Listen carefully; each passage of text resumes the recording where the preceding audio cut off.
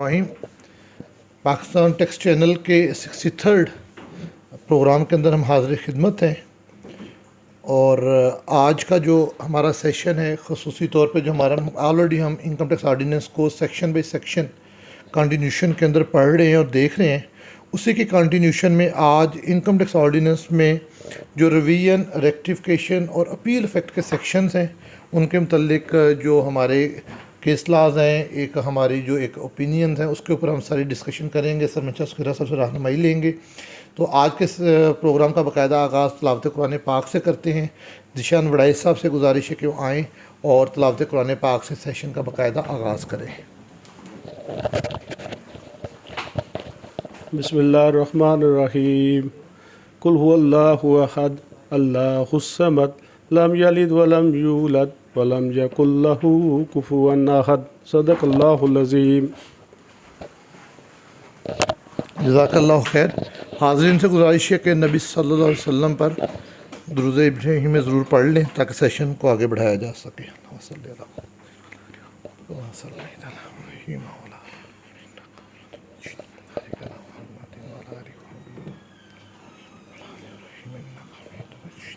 Income tax ordinance में जब हम कोई रिटर्न फाइल करते हैं तो एक डीम्ड असेसमेंट ऑर्डर बनता है जिसको कमिश्नर मैनी टाइम्स हस्बे ज़रूरत वो फर्दर अमेंड कर सकता है। जो मैंडेट असेसमेंट ऑर्डर होते हैं उन जो मैंडेट असेसमेंट ऑर्डर्स हैं उन पे एक तरफ तो जो टैक्स पेयर है उसके पास अपील का राइट होता है, लेकिन एक सेकंड राइट जो अमूमी तौर पे एक्सरसाइज नहीं किया जाता जो कि लॉ में अवेलेबल है वो रिवीजन बाई कमिश्नर है। तो मैंडेट असेसमेंट के हवाले से वो सुओ मोटो या आपकी एप्लीकेशन पे जो है 122 के मैंडेट ऑर्डर के मुतल्लिक भी 161 के जो हमारे ऑर्डर्स हैं उनके मुतल्लिक भी तो एक रिवीजन की प्रॉपर पावर और प्रॉपर लॉ जो है वो इनकम टैक्स ऑर्डिनेंस में अवेलेबल है। बेइने ही जो हमारे कोई भी ऑर्डर्स होते हैं उनके अंदर कोई क्लरिकल मिस्टेक और पेरेंट रिकॉर्ड चीज़ें हैं तो उसके हवाले से रेक्टिफिकेशन का भी एक बाकायदा स्कोप अवेलेबल है जो अपील से हट के भी आप एक्सरसाइज कर सकते हैं। अपनी छोटी मोटी जो फैक्चुअल एरर्स हैं उसको थ्रू रेक्टिफिकेशन जो है वो आप उसको दुरुस्त करवा सकते हैं। और जब हम अपील दायर करते हैं तो अपील जब रिमांड बैक या उसका एनल या उसका कोई फैसला डिसीजन आता है तो उसको अपील इफेक्ट के ज़रिए जो मुतलका एडजुडिकेशन ऑफिसर होता है उसने दोबारा से उसको एंडोर्स है उसको एडजुडिकेट करना होता है। उसके भी क्या टाइम लिमिट्स हैं, क्या उसके अंदर स्कोप हैं, क्या उसके मज़मरात हैं, इन सारों पे तफसीली रहनुमाई हासिल करने के लिए मैं गुजारिश करूँगा सर मंशा सुखैरा साहब से कि वो आएँ और हमारी इस पर तफसीली रहनुमाई करें।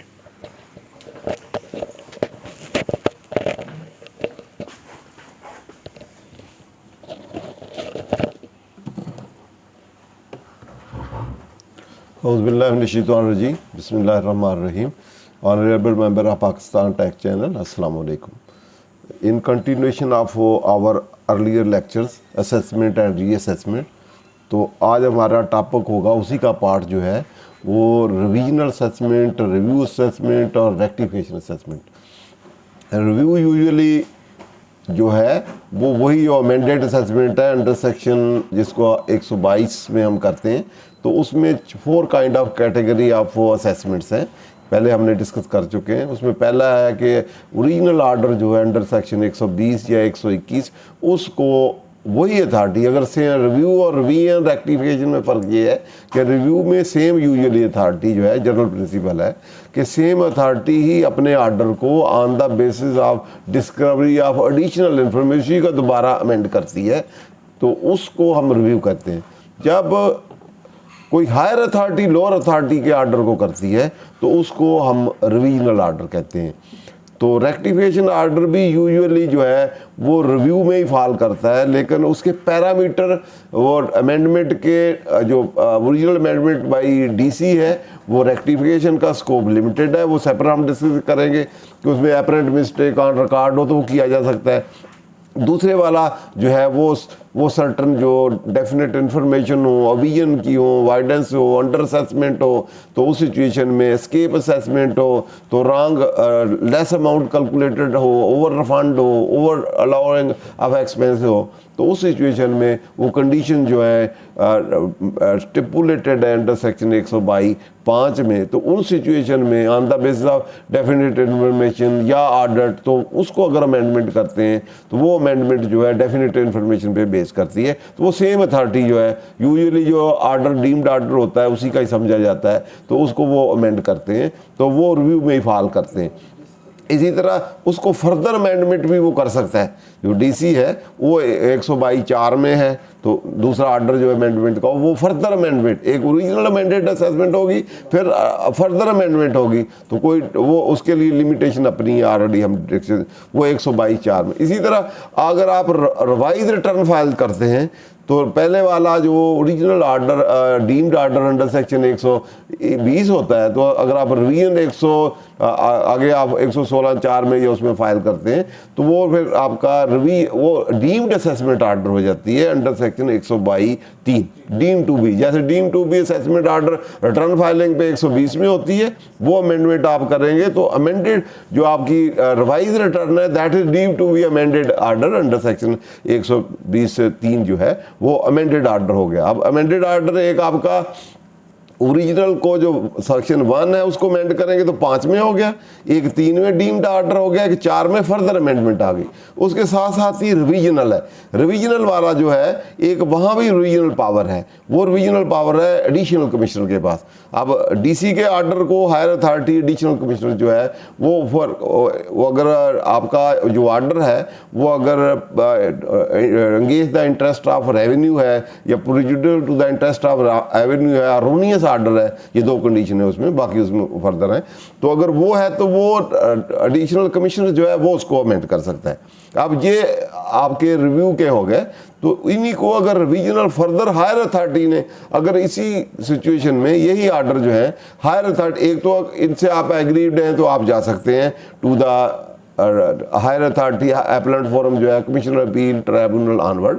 दूसरा, अगर सपोज आप वहाँ नहीं जाते तो अगर उन्हीं ऑर्डर में कोई इम्बिग्विटीज है, लीगल इन्फॉर्मेटिव है या फैक्चुअल इन्फॉर्मेटिव है, तो हायर अथॉरिटी के पास रिविजनल पावर होती है कमिश्नर के पास, तो वो हम डिस्कस करेंगे। तो एक तो कमिश्नर के पास है, अगर वो ऑर्डर आपके असेसमेंट ऑर्डर है तो 122(a) में रिविजनल के पास ऑर्डर है, रिविजनल की पावर है। अगर वो आपकी एग्जाम्पशन कोई विद होल्डिंग की एग्जाम्पशन है, वो अगर आपको उसने डिसअलाउ की है तो वो फिर आपके पास चीफ कमिश्नर के पास रिविजनल पावर है अंडर सेक्शन 122(2). इसी तरह एग्रीड असेसमेंट की पावर अदरवाइज है, स्पेशल असेसमेंट आप जिसको कह सकते हैं। इस तरह 214(b) है, इंपॉर्टेंट है, तो वो आज तक कभी अनवोक नहीं हुआ। 214(b) जो है वो फेडरल बोर्ड ऑफ रेवेन्यू के पास रिविजनल जुडिक्शन की पावर है। जिस तरह सेल टैक्स में 45 है, 45(a) है, वहाँ रिविजनल या कस्टम में 195(a) है या वो है। इस तरह फेडरल एक्साइज में भी रिविजनल की जुडिक्शन है।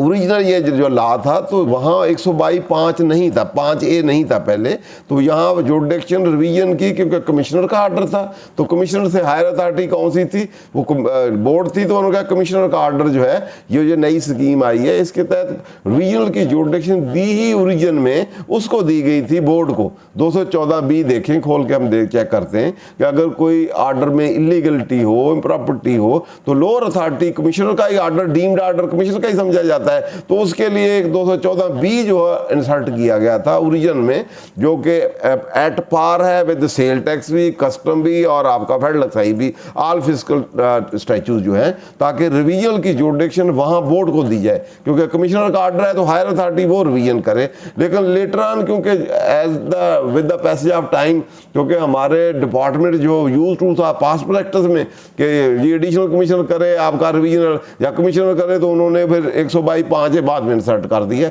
वो अब एक किस्म का रिडंडेंट ही हो गया है। बेसिकली तो वो होना चाहिए कि बोर्ड जो है वो उसको 214(b) खोलना पहले उसको दे। अब रिविजनल की अगर हम देखें टोटल जुडिक्शन तो 4 सेक्शन बनते हैं। एक सेक्शन है 122(5)(a), जो कि एडिशनल कमिश्नर के पास है, एक है 122A जो कि कमिश्नर के पास है, जो असेसमेंट आर्डर को रिव्यू कर सकता है, उसके पैरामीटर हम देंगे। एक इसी तरह एग्जम्पशन जो विद होल्डिंग एग्जम्पशन है लोअर रेट की या एग्जम्पशन की, तो 122A है।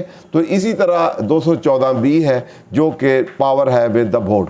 तो पहले हम बोर्ड वाला देख लेते हैं क्योंकि ये कभी इन्वोक नहीं हुआ, यूजुअली लोगों के है नहीं नॉलेज, तो इसको हम पहले देखते हैं, फिर बाकी रीजनल को देखेंगे। इसके बाद फिर अगर एपलेट अथॉरिटी से, कमिश्नर से या एपलेट ट्रिब्यूनल से या हाई कोर्ट से या सुप्रीम कोर्ट से कोई आर्डर आता है, कोई फाइंडिंग आती हैं या डायरेक्शंस आती हैं कि या रिमांड या सेट साइड होकर कोई डायरेक्शन आती हैं, तो उसको अपील इफेक्ट देना है, तो उसके लिए अपील इफेक्ट आर्डर जो है दोबारा आर्डर पास करना है, फ्रेश आर्डर पास करना है, या फाइंडिंग को या डायरेक्शन को कोई इम्पैक्ट देना है, तो उसके लिए सेक्शन 124 है। वो पुराना 66 था, अब 124 है। और इसी तरह जो इंडियन एक्ट है उसी में भी कम्पैक्ट हम देख सकते हैं। तो वहाँ इसी तरह एक सेक्शन और 122C इंट्रोड्यूस हुआ था कि अगर आप रिटर्न नहीं फाइल करते तो प्रोविजनल असेसमेंट होती थी, उसके मुताबिक ऑनवर्ड चलती थी। फिर अमेंड हो गया, दोबारा 121 सेक्शन अमेंड करके वहाँ उसको ले आए। तो इसी तरह उसके बाद एक एग्रीड असेसमेंट 2-3 साल पहले इंट्रोड्यूस हुआ है कि आपको 122 का नोटिस आए तो आप एग्रीड असेसमेंट में जा सकते हैं, अपनी ऑफर दें, कमेटी होगी वो कंसल्ट करेगी, तो फिर अगर आपको एग्री हो जाए, टैक्स पे कर दें, तो आगे प्रोसीडिंग नहीं चलेगी, नहीं तो अदरवाइज फिर वहीं से स्टार्ट हो जाएगी। इसी तरह कोई डिस्प्यूटेड प्रॉपर्टी है, लिटिगेशन में है, कंसील्ड प्रॉपर्टी, ऑफशोर एसेट्स है, तो उनके लिए स्पेशलाइज असेसमेंट है। तो इसी तरह एविडेंस ऑफ असेसमेंट है। तो ये 126 तक ये सेक्शन जाते हैं असेसमेंट के, ये हम देखेंगे। और उसके साथ फिर हम 221 जो रेक्टिफिकेशन का है, पुराना जो 156 था, या इसी तरह 154 और इंडियन एक्ट है, वो हम उनको देखेंगे। तो सबसे पहले हम 214B जो है, जिनको कभी नहीं हमने देखा, आज हम उसको, जो क्योंकि लॉ का पार्ट है, जिस तरह 45A है या कस्टम में 195A है, या इसी तरह फेडरल एक्साइज है, उसको हम देख लेते हैं। रिवीजनल की मेन पावर वाला सेक्शन जो है, एट पैरामेट्रिया टू सेल टैक्स, कस्टम और फेडरल एक्साइज, वो ये वाला है जो यूजुअली रिवीजनल के लिए होता है। लेकिन यहाँ क्योंकि 122(5)A एडिशनल कमिश्नर का है, कमिश्नर का 122A है, इस तरह चीफ कमिश्नर का एग्जम्पशन के रिलेशन से है, और ये उसी तरह ही एज ए डॉर्मेंट पड़ा हुआ है। तो इसको आज हम पहले देख लेते हैं। 214B power of board to call of record, इसी तरह वहाँ उनका भी power of call of record ही है। तो बोर्ड का है, the board may of its own motion call for and examine the record of any department proceeding under the ordinance or the rule made thereunder for the purpose of setting itself as the legality or propriety of any decision order passed therein, and may pass such order as it may think fit।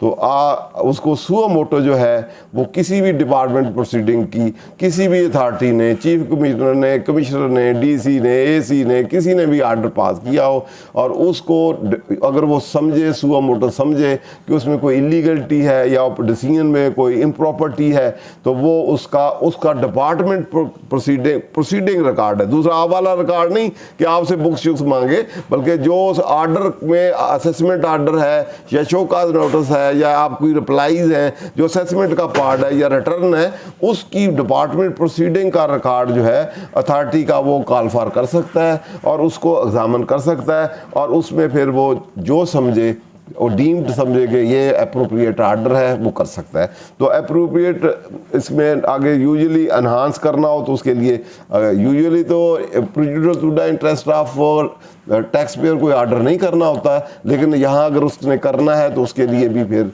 ये वाली उसकी power है। Provided that no order imposing enhancing any tax और liability penalty then the originally levied shall be passed unless person affected by such order has been given an opportunity of being shown cause or of being heard।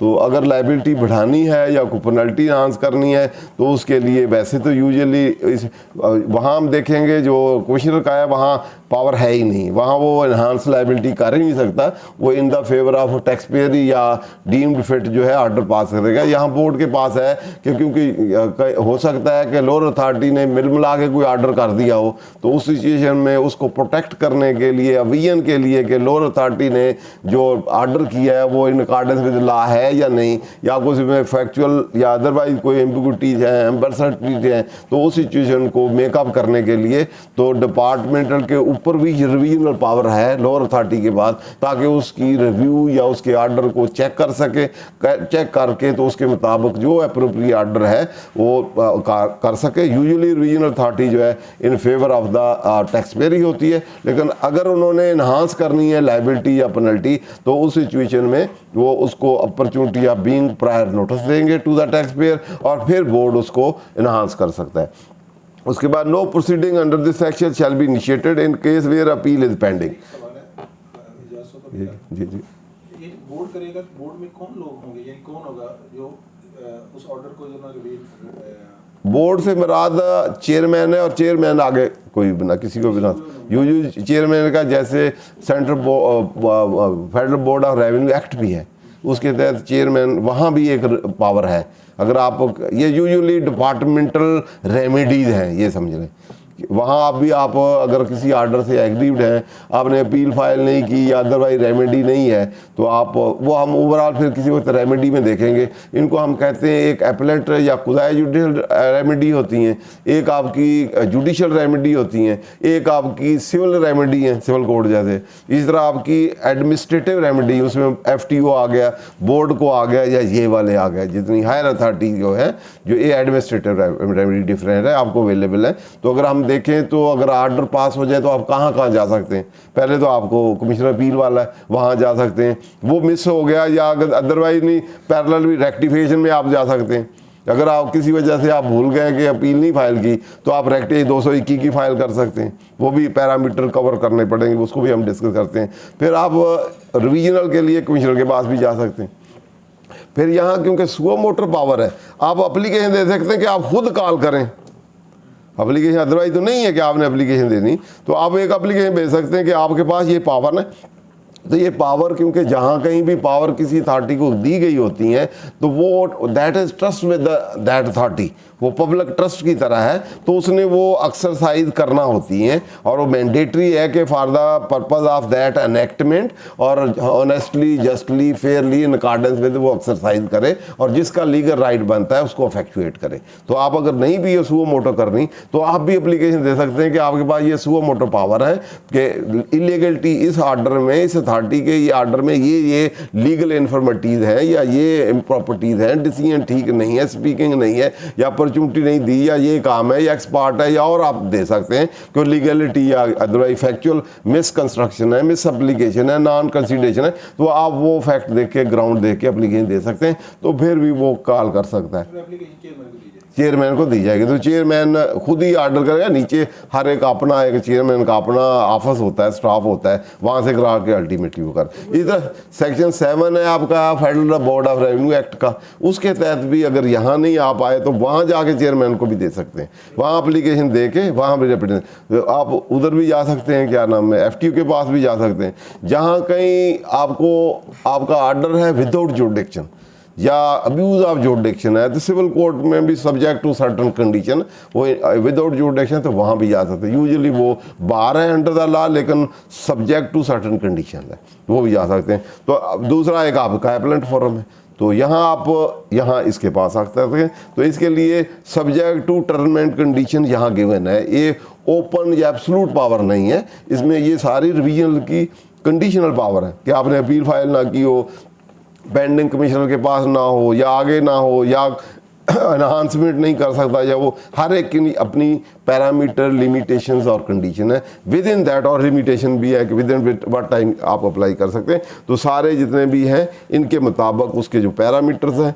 उसके मुताबिक हम देखेंगे। जैसे एक और सवाल, जैसे यहाँ बाहर है कि आप दूसरी जगह जो ना नहीं जा सकते सिविल कोर्ट में, नहीं, लेकिन सर्टेन कंडीशन के साथ नहीं कोई नहीं, इधर तो सिविल कोर्ट नहीं लिखा, वो सिविल कोर्ट का अलहदा है।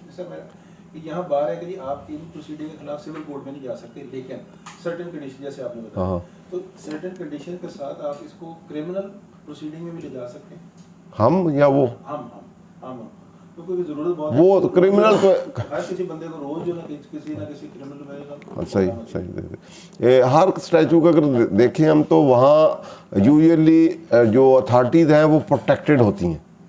वहाँ ये लिखा जाता है कि जो भी अथॉरिटी के एक्ट या आर्डर या होंगे वो इन गुड फेथ होंगे, क्योंकि उसका पर्सनल इंटरेस्ट शामिल नहीं है। अगर आप प्रूव कर रहे हैं कि उसका पर्सनल इंटरेस्ट शामिल है, गुड फेथ नहीं है, मेलाफाइडी है, मेल प्रैक्टिस है या कुछ और चीज़ है, तो फिर आप क्रिमिनल वाले वो जो वो कर सकते हैं। यूजुअली क्योंकि जब से ये लॉज हैं तो ये प्रोटेक्शन के लिए जज के लिए जुडिशल अथॉरिटी या एडमिनिस्ट्रेटिव अथॉरिटी जो है सब की प्रोटेक्शन के लिए हर लॉ में गुड फेथ का एक सेक्शन डाला होता है और उसकी प्रोटेक्शन दी कि जितनी भी अथॉरिटी होती हैं वो जो भी एक्शन आर्डर या वो करती हैं नहीं तो कोई भी ना करे, क्योंकि जब वो डिसीजन करना है तो वो राइट भी हो सकता है, रॉन्ग भी हो सकता है और हायर अथॉरिटी अवेलेबल है। या तो हायर अथॉरिटी में आप जाएं ही ना, अगर आपने एक रेमेडी अवेल कर ली है तो एक तो क्रिमिनल एक्शंस है, एक एडमिनिस्ट्रेटिव डिसिप्लिनरी एक्शन भी है।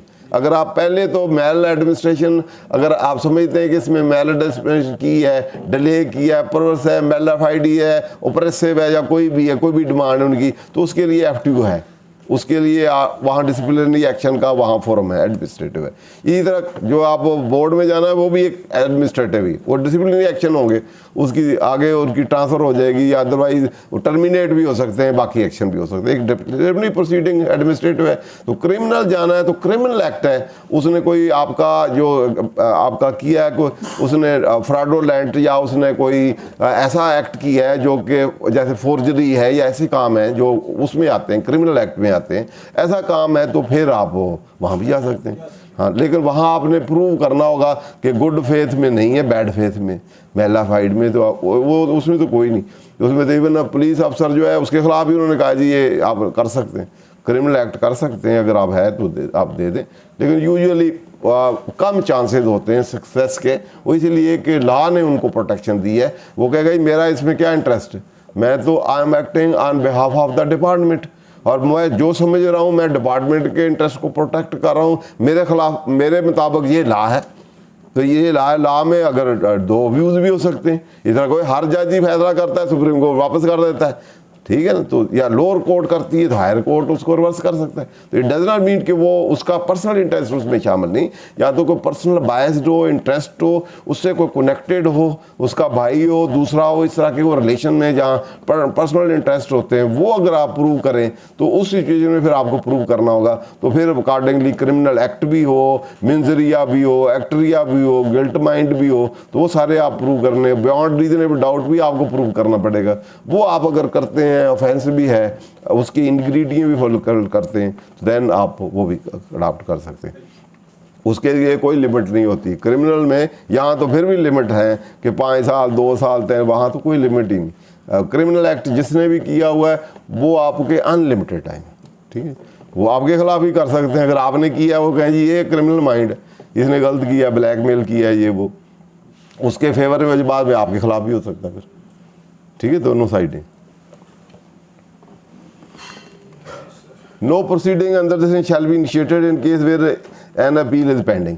अगर आपने अपील फाइल कर दी है एपलेट अथॉरिटी को, कमिश्नर को, तो फिर ये रेमेडी आपकी क्लोज होगी। अगर आप नहीं की तो फिर ये रेमेडी फिर वो कर सकता है। इस तरह no order shall be made after the expiry 3 year from the date of order of decision.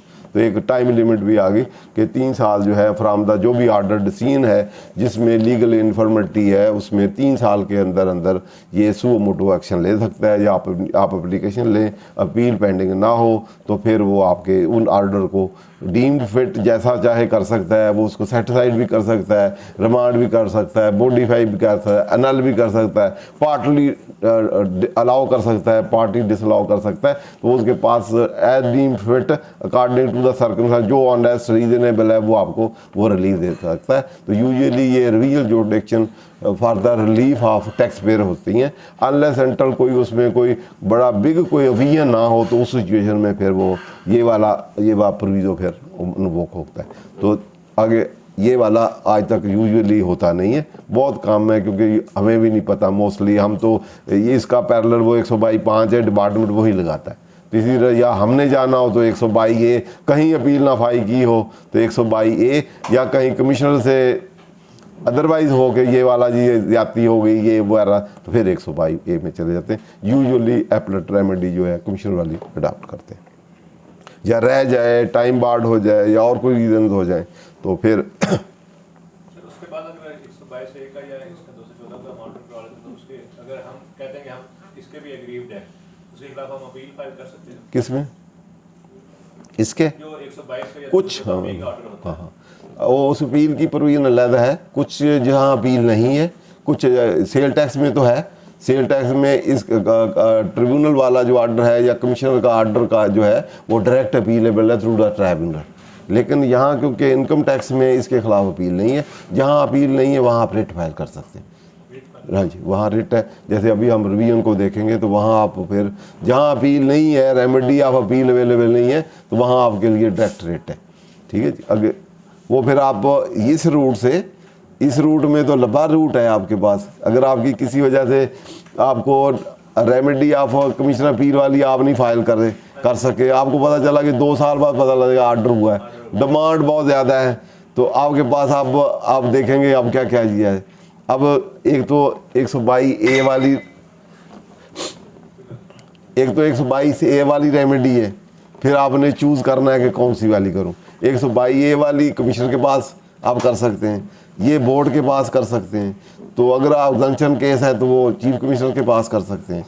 तो अगर इनमें आप फेवर नहीं आती तो जिनमें अपील नहीं है आप रिट में डायरेक्ट, अदरवाइज तो आपने ट्रिब्यूनल के पास जाना है ना, तो उधर रेफरेंस में, तो यहाँ से आप यूजुअली हम करते रहते हैं। जैसे एग्जम्पशन रिफ्यूज़ की उसने, हमने अप्लाई की, रिफ्यूज़ की, तो हमने उधर दी एप्लीकेशन दी, रिवीजन की टू द चीफ मिनिस्टर। अभी चीफ मिनिस्टर में पेंडिंग ही होती है तो हम हाई कोर्ट चले जाते हैं कि डिले हो रही है, पेंडिंग है जी, वो डिसाइड नहीं कर रहा, तो आप डायरेक्शन दें या डिसाइड करें। वो डायरेक्शन देता है, उसको डिसाइड करो, वो फिर डिसाइड कर देता है, डिसाइड खिलाफ हो तो फिर रिट में चले जाते हैं। तो वो रूट आप अडाप्ट कर सकते हैं। तो इसलिए रिट वाला वो अफेक्टिव रेमेडी भी है, अगर इधर नहीं आए तो इसको मैनेज करने के लिए या मिटिगेट करने के लिए आप वो वाली भी अडाप्ट कर सकते हैं।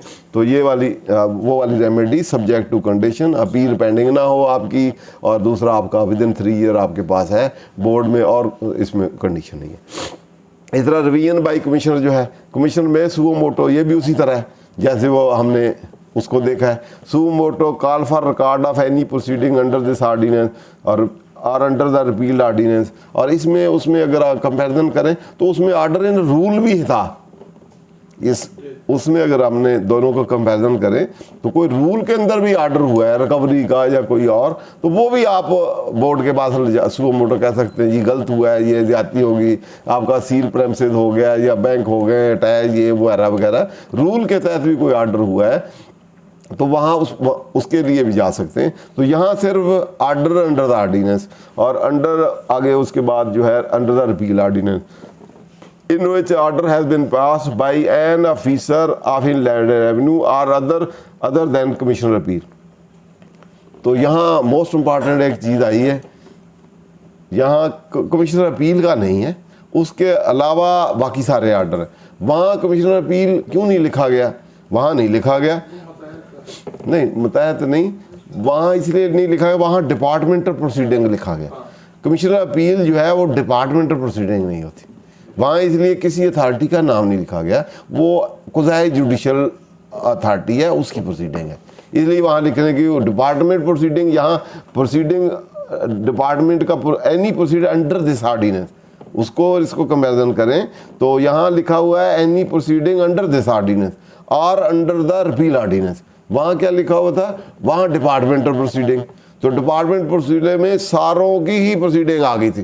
तो अब इसमें देखें तो यहाँ क्यों लिखना पड़ा है? एक तो कमिश्नर से ऊपर भी एक अथॉरिटी है, अब चीफ कमिश्नर के आर्डर को नहीं ये कर सकता, ठीक है, क्योंकि कमिश्नर किसके आर्डर को रहेगा?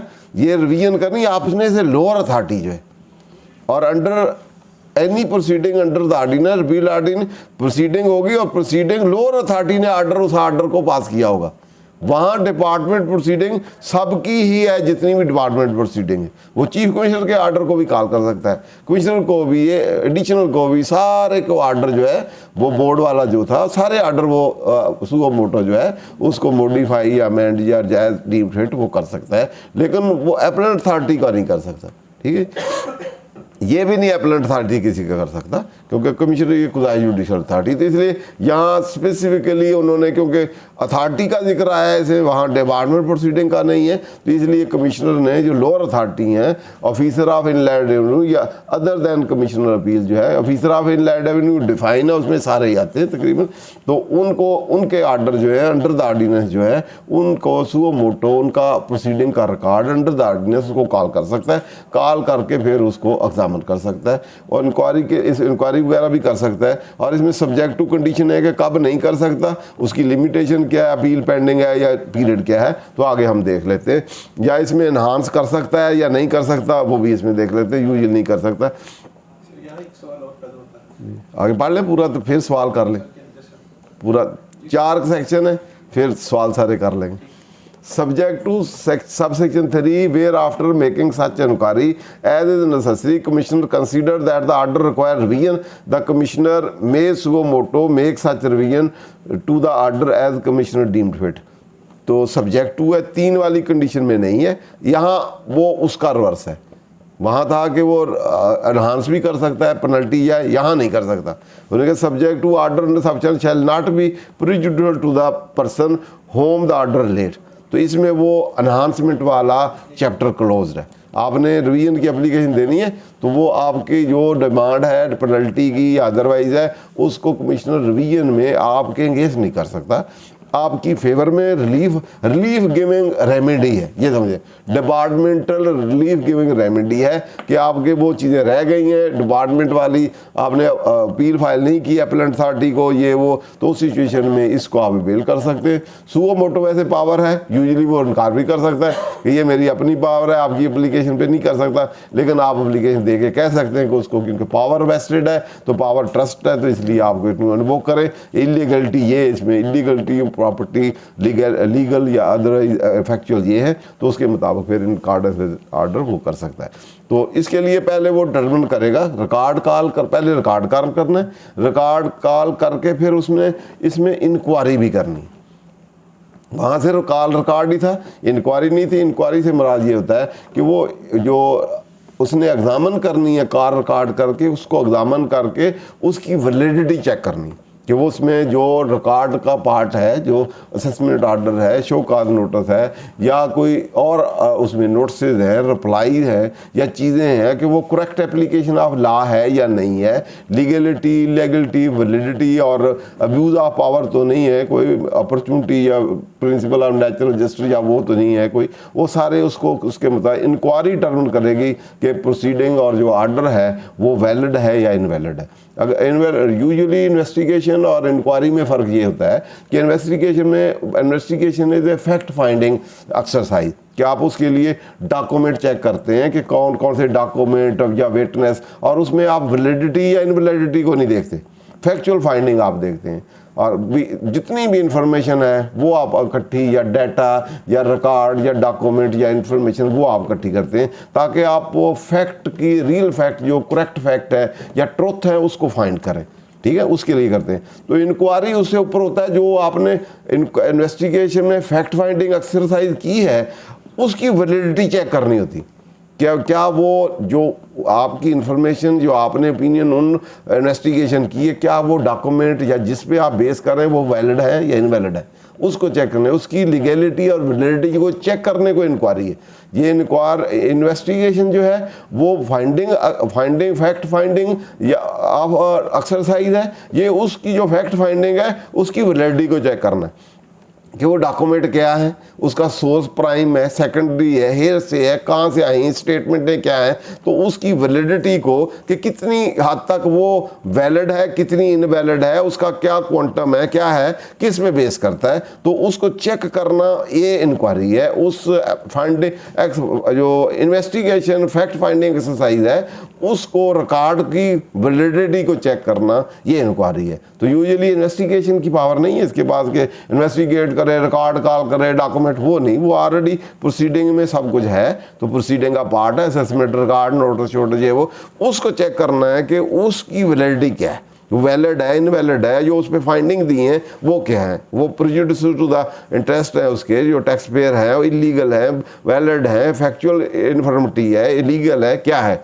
इन अकॉर्डेंस विद लॉ और एक्चुअल फैक्ट और नेचर ऑफ फैक्ट ये है या नहीं, ये उसने इंक्वायरी करनी। अगर वो समझे कि इंक्वायरी में उसको फाइंडिंग हो कि ये आर्डर गलत पास हुआ है, इसमें ड्यू प्रोसेस नहीं है, या जो कंट्री टू द डॉक्यूमेंट है, मिस रीडिंग, ना रीडिंग ऑफ फैक्ट है, या मिस एप्लीकेशन ऑफ लॉ है, तो उस सिचुएशन में फिर ये अपनी पावर जो है सुओ मोटो वाली रिविजनल पावर फिर वो एक्सरसाइज करेगा। एक्सरसाइज करके फिर वो एक्सरसाइज करने के बाद फिर वो आर्डर पास करेगा। तो आर्डर उसके बाद एज डीम फिट मीन वो अनल भी कर सकता है, वो आर्डर उसी तरह भी रहने दे सकता है, मॉडिफाई पार्शली अलाउ कर सकता है, पार्शली डिसअलाउ कर सकता है, रिमांड भी कर सकता है कि दोबारा आर्डर पास हो, जैसे वो चाहे कर सकता है, लेकिन अंगेज the interest of tax payer जो है वो नहीं कर सकता, बढ़ा नहीं सकता, ना डिमांड बढ़ा सकता है, ना पेनल्टी शर्टी वो बढ़ा। क्लियर। उसके बाद 4 जो है इम्पॉर्टेंट जो है वो है विद रिगार्ड टू लिमिटेशन, कि किस सिचुएशन में ये पावर एक्सरसाइज हो सकती हैं, या विद इन 4 और 5 में लिमिटेशंस हैं, तो कब इसमें कंडीशंस है। ये पावर जो है ये एब्सोल्यूट पावर नहीं है, वो वाली भी एब्सोल्यूट पावर नहीं है, ये भी नहीं है, बल्कि अनफैक्टर्ड पावर ये एब्सोल्यूट नहीं है, कंडीशनल है, सब्जेक्ट टू कंडीशन जो है, या पैरामीटर या क्राइटेरिया इधर मेंशन है, इसके मुताबिक करना है। अगर ये कंडीशन इसमें जो 4 और 5 में है, ये वाली जो हम देख लेते हैं, 3 में है an order under section 2 shall not, ये वाला उसके 4 है, 4 में नहीं, commission shall not revise an order under section 2 if appeal, अगर एपलेंट अथॉरिटी को आपने फाइल की है एप्लीकेबल ट्रिब्यूनल, या उसका टाइम फाइल करने का नहीं है, तो उस सिचुएशन में आप नहीं कर सकते। तो अपील लेंगे the order lie to the commissioner appeal to the appeal or appellant tribunal, the time within which such appeal may be made has not expired। तो अपील अगर उस ऑर्डर के अंगे लाई करती है टू द कमिश्नर अपील या tribunal, और जो उसका टाइम है विद इन जैसे 30 डे और 60 डेज है, वो अगर अभी एक्सपायर नहीं हुआ, अगर अपीलेबल है, ये नहीं कि आप ये भी दे दें उधर अपील भी फिर फाइल कर दें, वो एक्सपायर्ड हो जाए तो फिर आप इसको एक्सरसाइज कर सकते हैं। इस तरह, या ऑर्डर जो है वो पेंडिंग है, order is pending in appeal before the commissioner appeal और has been made subject matter of appeal to the applicant, या आपने अपील फाइल कर दी है, या आपने फाइल नहीं की अभी, लेकिन अभी टाइम रहता है, टाइम गुजर गया है, फाइल नहीं की, फिर सुओ मोटो है, या अगर आपने अपील फाइल कर दी फिर भी नहीं आप कर सकते, या कमिश्नर को कर दी या आपने ट्रिब्यूनल कर दी, तो फिर भी ये वाली रेमेडी आपकी जो है ये फिर ख़त्म हो गई आपकी। If an order is remanded back to the lower authority, ये अब उसी की पावर है डीम्ड फिट का, अब उसने अगर लोअर अथॉरिटी को रिमांड बैक किया है तो उसके लिए टाइम लिमिट है। वहाँ 124 में तो एपेलेंट अथॉरिटी के ऑर्डर है कि ये आपका कमिश्नर अपील ने या ट्रिब्यूनल ने या हाई कोर्ट सुप्रीम कोर्ट करता है रिमांड बैक या फाइंडिंग या डायरेक्शन देता है, तो वो किस टाइम में आपने कि with in what time lower authority दोबारा नया ऑर्डर पास करेगी या फैक्ट देगी टू द डायरेक्शन, ये इस ऑर्डर के लिए, ये अगर वो रिमांड बैक करता है तो लोअर अथॉरिटी जो है उसके लिए टाइम फ्रेम बैक है, उसने कितनी देर में दोबारा उस ऑर्डर को पास करना है। If the order is remanded back to the lower authority by the commissioner for modification, इसमें अब चीज़ें आ गई हैं, वो डीम्ड फिट था, यहाँ फॉर मॉडिफिकेशन या मॉडिफाई किया है या अल्ट्रेशन की है या इम्प्लीमेंटेशन ऑफ डायरेक्टर डू और डी नोवा प्रोसीडिंग। डी नोवा प्रोसीडिंग क्या होती? नहीं सर, अब ऐसे नथिंग हैज़ हैपेंड अर्लियर, ऐसे एक तो होता है ना कि पार्शली डायरेक्शन दे दी, ये सही है ये गलत है या इस तरह करें, जो डायरेक्शन हो वो स्पेसिफिक है। ये ऐसे डी नोवा प्रोसीडिंग ये होती है कि नथिंग हैज़ हैपेंड अर्लियर, वो जो भी आर्डर थे अगले कुछ भी नहीं हुआ फ्रॉम द फ्रेश और बिगिनिंग। जैसे पहले एक आर्डर पास किया है तो अब आर्डर पास के रिमांड बैक किया जाता है तो उसमें कहा जाता है कि इस तरह करें या इस तरह करें। अब ये डी नोवा प्रोसीडिंग से मुराद ये होती है कि पहले जो भी आर्डर जो कुछ भी एडिशन डिलीशन हुई है वो ऐसे है जैसे कुछ भी नहीं हुआ, अब फ्रेश बिगिनिंग से करना, वो डी नोवा प्रोसीडिंग होती है। The order giving effect to the direction of the commissioner shall be issue within 120 days. तो 120 दिन जो है, 120 दिन कितने, 6 माह में के 4 माह के अंदर अंदर जो है वो फिर उसका अपील फैक्ट देना है। तो ये है with regard to revision to the commission. वो पहले हमने रिवीजन थी बाय द बोर्ड सारी लोअर अथॉरिटी जितनी सारों का कर सकता है, ये अपने से लोअर अथॉरिटी जो है उनका कर सकता है सब्जेक्ट टू कंडीशन जो हमने डिस्कस की है। उसके बाद इस डिस्क्रिप्शन को एक्सरसाइज करने के लिए हम केस लाएं, वो बाद में देखते हैं। अब आज हम इसका टेक्स्ट जो है इसी को हम देख लेते हैं, ठीक है। नेक्स्ट जो है रिवीजन बाय चीफ कमिश्नर। तो द चीफ कमिश्नर में इधर ऑन इज ऑन मोशन और एन एप्लीकेशन। तो पहले वाले में एप्लीकेशन दोनों में नहीं थी, तो वहाँ सारी सुओ मोटो पावर थी डिपार्टमेंट प्रोसीडिंग की या लोअर अथॉरिटी की प्रोसीडिंग को कॉल करना, एग्जामिन करना, इंक्वायरी करना और पावर को एक्सरसाइज करना, ऑर्डर पास करना, अपील का पेंडिंग ना होना या फाइल ना होना, ये सब्जेक्ट टू सर्टेनिटी। तो यहाँ दोनों सिचुएशन है।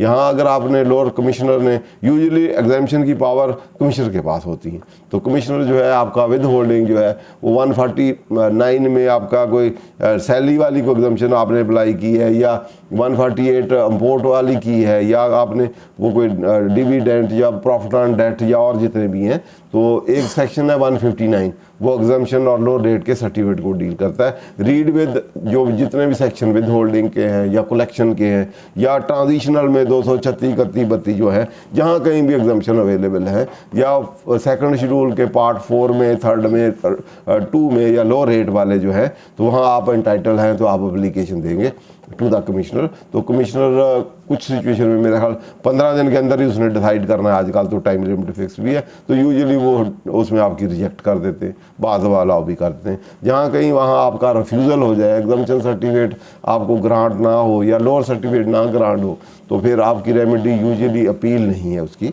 कमिश्नर के आर्डर के ख़िलाफ़, क्योंकि डीसी शीसी एडिशनल कमिश्नर जो है उनकी जो है आप अपीलेट अथॉरिटी के पास, कमिश्नर अपील के पास जाते हैं। तो यहाँ कमिश्नर के वो भी, क्योंकि कमिश्नर अपील भी कमिश्नर के लेवल का ही होता है, तो इसीलिए उधर अपील उसको प्रोवाइड नहीं की गई, तो उसके लिए उसका आर्डर है।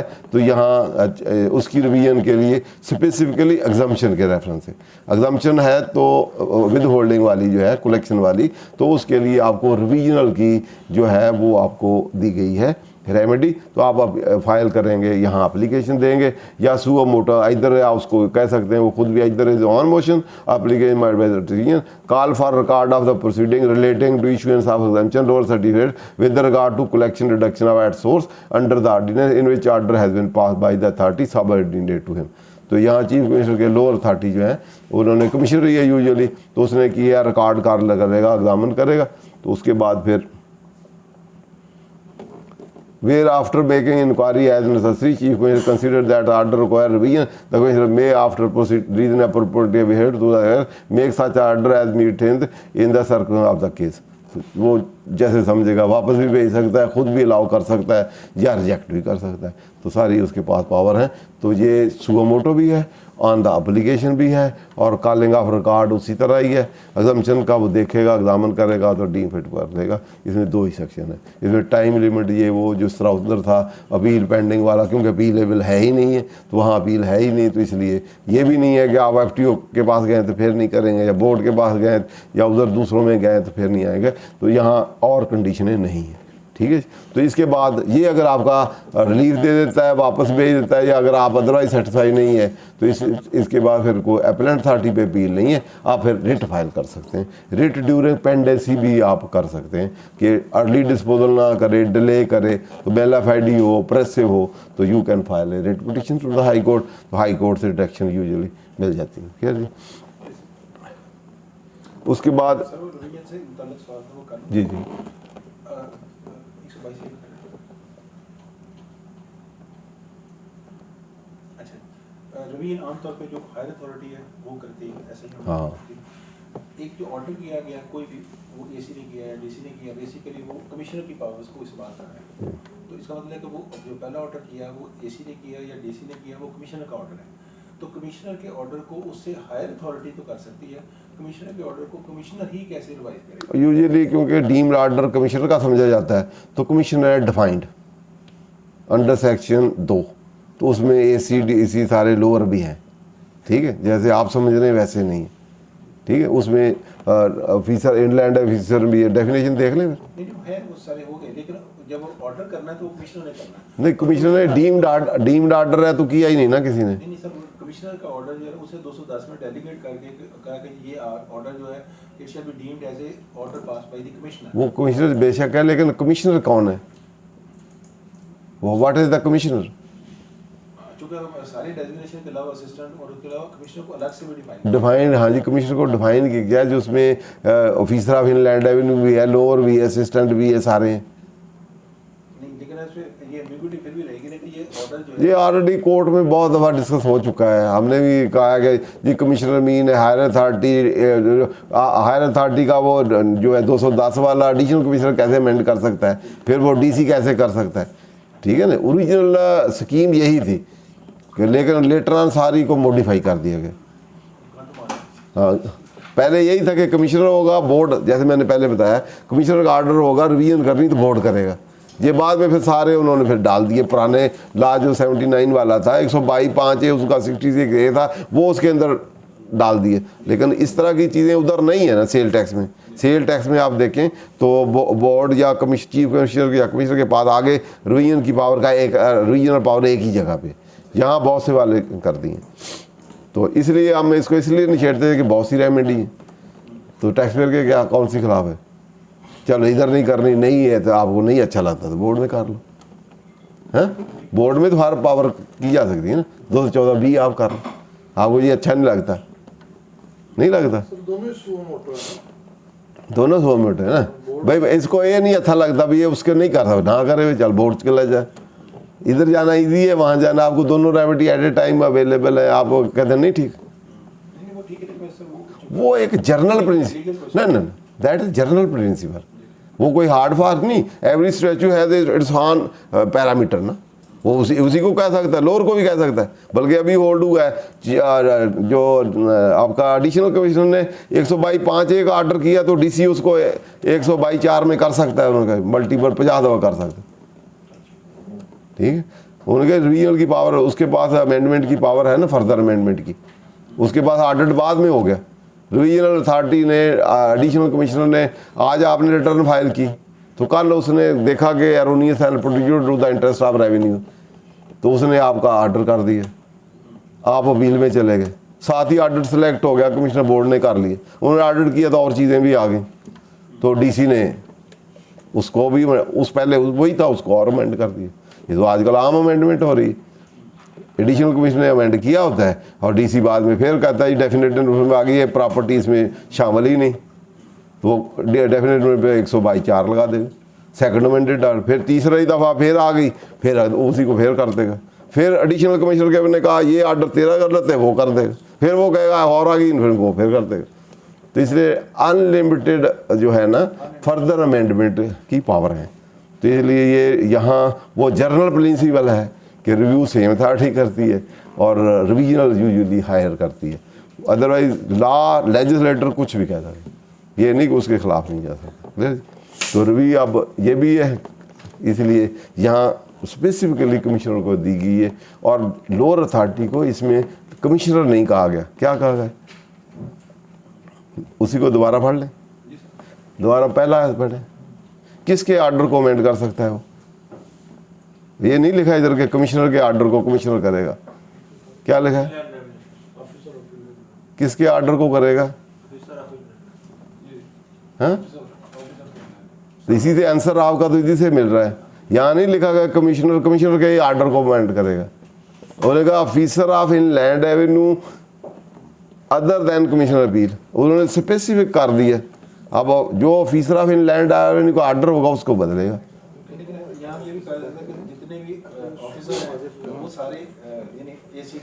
इसको हम ऐसे कर लेते हैं, इसको हम ऐसे कर लेते हैं, आपके क्वेश्चन को और सॉल्व कर लेते हैं कि जो डीम्ड ऑर्डर होगा वो उसका अपना है, उसको नहीं बदलेगा वो। जब अमेंडेड ऑर्डर आएगा तो डीसी करेगा या एडिशनल कमिश्नर करेगा, तो ऑफिसर ऑफ इनलैंड रेवेन्यू उसको ये करेगा। कमिश्नर अपील के ऑर्डर को नहीं करेगा, लेकिन बाकी सारों का नहीं कहा। ऐसे तो नहीं कोई चीज पढ़े जो वहां नहीं है। नहीं तो नीचे को छोड़े ना, पहले में देखे ना ऑफिसर ऑफ इनलैंड रेवेन्यू, जो ऑफिसर ऑफ इनलैंड रेवेन्यू फाल करते हैं तो उनको कर देगा, उनके ऑर्डर को करेगा। तो यूजुअली उसमें कौन होगा, डीसी, एसी और एडिशनल कमिश्नर ही होगा, अपने ऑर्डर को तो नहीं करेगा या चीफ कमिश्नर को तो नहीं करेगा।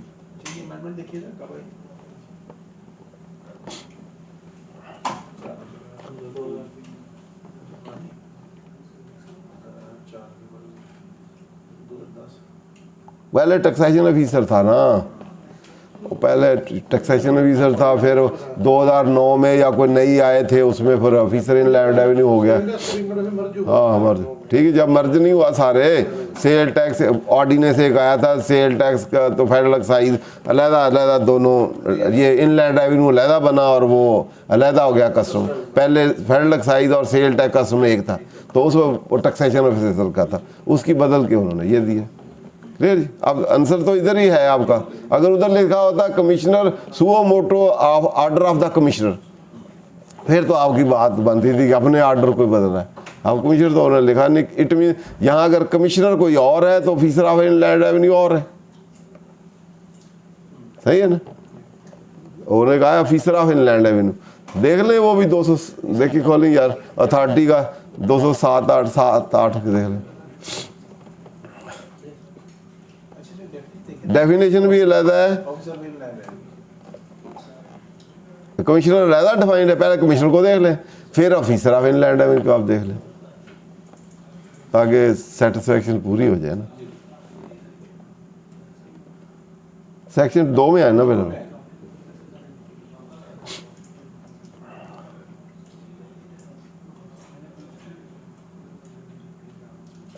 फिर 207 में देख लेंगे, अथॉरिटी में भी, वहाँ भी सीक्वेंस गिवन है। पहले सी में आ जाए बेटा, कमिश्नर में।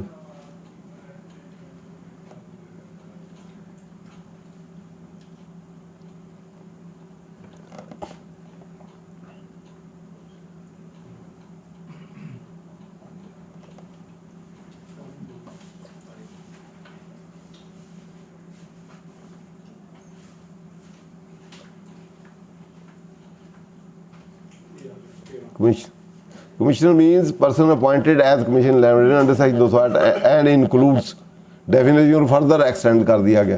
पहला इट मीन जो एज ए कमिश्नर अपॉइंट हुआ है सेक्शन 208 के तहत, उसमें जो listed as a commissioner appoint हो तो वो कमिश्नर है। और include and any authority vested with all or any power and function of the commissioner, जिसको वो फंक्शन दिए जाएंगे, एक्चुअल वो कमिश्नर नहीं होगा लेकिन डीमिंग कमिश्नर होगा। ऐसे इंक्लूड जो है, इंक्लूड का वर्ड पहले भी हमने इंटरप्रेट किया डेफिनेशन में, वो डीमिंग डिवाइस है। तो जो अदरवाइज नहीं भी है तो उसको भी कमिश्नर, वैसे तो कमिश्नर की कैपेबिलिटी या क्वालिफिकेशन या उसका विजन या वो चीज़ नहीं है उसकी, लेकिन क्योंकि जिसको पावर दी गई है तो वो एज ए कमिश्नर एक्ट कर रहा है तो समझा जाएगा कि वो भी डीम्ड कमिश्नर ही। Actually is not a commissioner but is acting as a commissioner deemed और treated to be commissioner. Clear. तो यहाँ डेफिनेशन है ऑफिसर ऑफ इनलैंड रेवेन्यू। आज ऑफिसर ओ में जाए,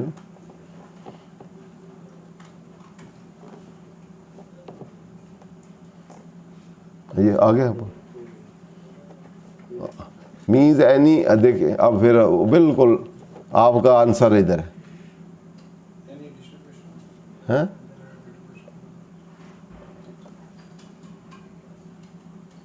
हाँ जी क्लियर है।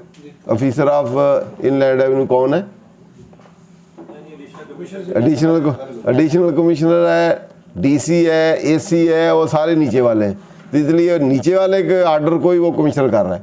अगर डेफिनेशन आप उधर से पढ़ें तो वहाँ ऑफिसर ऑफ इनलैंड रेवेन्यू है तो कमिश्नर ऊपर है, तो कमिश्नर जो है आर्डर ऑफ एडिशनल कमिश्नर को उसको रिवीजन कर सकता है। और कौन से थे ऊपर है? डीसी, हाँ डीसी है, एसी है, इनलैंड रेवेन्यू अफसर है, इनलैंड रेवेन्यू ऑडिट अफसर है, डिस्ट्रिक्ट ऑफिसर है, असिस्टेंट प्राइवेट डायरेक्टर ऑडिट शार्ड है, however designate appointed by for the purpose है। तो इसलिए क्लियर है। अब 208 को 7 को देखने की जरूरत नहीं। अच्छा चलो ठीक है, चलो जी अगेन नेक्स्ट। अपील इफेक्ट पे 124 ये इसको पढ़ लें अगर इसको असेसमेंट 122 के साथ पढ़ा जाए तो ज़्यादा बेहतर है। रिवीजन वो 122 से पढ़ लिया हुआ है हमने, ठीक है। तो अब इसको भी क्योंकि जितने असेसमेंट के हैं हम, क्योंकि 122 का अभी भी डिस्कस कर रहे हैं, 22 में इसी सबको निकल रहा है, उसकी रिवीजन ही हो रही है। बिल्कुल ठीक है ना। अभी भी रिवीजन हम किसकी है? रिवीजन 122 वाले की है, ओरिजिनल की, अमेंडेड की, या कोई भी लोअर था या एडिशनल कमिश्नर का आर्डर 122(5) है उसी की रिवीजन हो रही है, या डीसी का आर्डर है उसी की रिवीजन हो रही है, फर्दर है या ओरिजिनल है। तो अब उसी में जो वहाँ 122 है उसमें अगर कोई चाहे कि वो एग्रीड असेसमेंट कराना चाहता है और वो उस सिचुएशन में, तो वो 122D जो है या मेरा 2-3 साल पहले इंसर्ट हुआ है। तो पुरानी स्कीम में होता था कि आप कोई भी जो पास्ट ईयर की आपकी असेसमेंट है, या आप पहले एडिशनल कमिश्नर के पास पावर थी सेटलमेंट की, फिर कमिश्नर के पास थी सेटलमेंट की, तो उसके पास आप जाएँ तो आप एग्रीड अमाउंट दें तो अकॉर्डिंगली आप एग्रीड असेसमेंट करा सकते थे। तो उन्होंने कहा जी अब भी क्योंकि लिटिगेशन बहुत ज़्यादा है तो जितने भी होते हैं यूजुअली ट्रिब्यूनल्स वो फाइल करते हैं, टू द कमीशन अपील जाती है, वहाँ कुछ डील हो जाते हैं, कुछ कमीशन में ख़त्म हो जाते हैं, कुछ आगे ख़त्म हो जाते हैं। तो अल्टीमेटली ज़्यादा time waste of time energy resources of state का भी, टैक्स पेयर का भी और पब्लिक अथॉरिटी का भी ज़ाया होता है। तो इसीलिए लोअर लेवल पे ही जो है वहीं कोई एग्रीड असेसमेंट करके कुछ ना कुछ तो ले लिया जाए। बेस्ट वे भी यही है कि जो अदरवाइज टैक्स आता है वही ले लिया जाए, बजाय 5-10 साल लिटिगेशन रहे तो कुछ भी ना है। उससे बेहतर है कि एग्रीड को असेसमेंट करें, रीजनेबल बात दोनों साइडें एग्री हों तो वहाँ फिर करके तो उसको क्लोज कर दिया जाए चैप्टर। यूजुअली आजकल वैसे भी ट्रेंड है अल्टरनेट डिस्प्यूट रेजोल्यूशन का, आर्बिट्रेशन का भी। हर डिस्प्यूट जहाँ कहीं भी हैं, फिजिकल हो नॉन फिजिकल हो, तो यूजुअली आर्बिट्रेरी या अदरवाइज ही सेटल कर दिया जाए तो ज़्यादा बेहतर है। तो उसको सामने रखते हुए अदरवाइज अल्टरनेटिव डिस्प्यूट रेजोल्यूशन का भी सेक्शन है इसमें, तो यहाँ उन्होंने एग्रीड असेसमेंट पुरानी प्रैक्टिस को दोबारा पार्ट ऑफ स्टैच्यू जो है वो बनाया। तो इसको हम देख लेते हैं कि किन कंडीशन में आप कर सकते हैं। ये भी एब्सोल्यूट नहीं है, कंडीशनल है। आपको आप ऑफ़र देंगे, वो एक्सेप्ट अगर करेंगे तो उसमें भी कोई डिटर्मिनेशन होगी, कमेटी होगी, वो डिटर्मिन करेगी, डिपार्टमेंट कमेटी होगी, वो फिर एग्री अगर आप टैक्स जमा करा देंगे तो ठीक है, फिर ये यहीं क्लोज हो जाएगा चैप्टर। अगर अदरवाइज फिर बाकी की कोई प्रोसीडिंग नहीं होगी अनलेस अंडर कोई अवीजन या कंसीलमेंट या वो है। तो अदरवाइज अगर आप समझते हैं कि आप एग्रीड नहीं है डिसीजन ऑफ द कमेटी, तो आप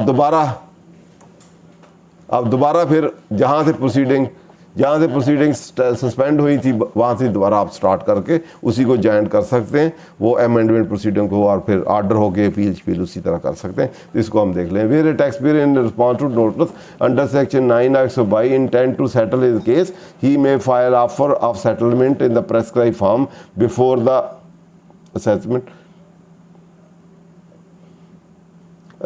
ओवरसाइट कमेटी एंड पे है, जिसमें कौन कौन है, कमिश्नर एडिशनल आ रहा है। Oversight committee here and after refer to at the committee in addition to filing reply to the commissioner. तो आप कमिश्नर को रिप्लाई भी दे देंगे, साथ आप एक ऑफ़र दे देंगे कि मेरी तरफ से ये सेटलमेंट, ओवरसाइट कमेटी को ऑफ़र दे देंगे कि मैं इस इशू को या जो डिस्प्यूट है, जो उन्होंने शोकाज नोटिस में डिमांड बनाई हुई है, इंटेंडेड है, जो उसने प्रपोज की है कि ये आपके खिलाफ डिमांड बनती है, तो उसकी काउंटर ऑफर जो है वो दे सकता है tax payer to the department committee को कि ये मैं देना चाहता हूँ। तो वो अकॉर्डिंगली और साथ ही वो रिप्लाई भी फाइल कर दे।